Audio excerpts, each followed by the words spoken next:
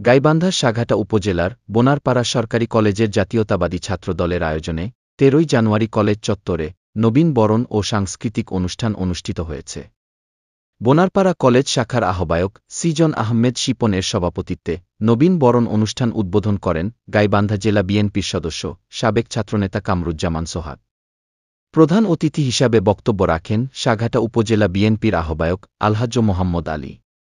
অন্যান্যদের মধ্যে বক্তব্য রাখেন সাঘাটা ফুলছড়ি বিএনপির সাবেক নমিনি ফারুক আলম সরকার, বোনারপাড়া সরকারি কলেজ এর ভারপ্রাপ্ত অধ্যক্ষ এস.এম. শরীফুল আলম, বিএনপির উপদেষ্টা নাজেমুল ইসলাম নয়ন, উপজেলা বিএনপির সদস্য সচিব ও ঘুরিদহ UP chairman Selim Ahmed tulip, যুগ্ম আহ্বায়ক মোস্তাক আহমেদ মিলন, বোনারপাড়া ইউনিয়ন বিএনপির আহ্বায়ক আলাউদ্দিন মণ্ডল প্রমুখ।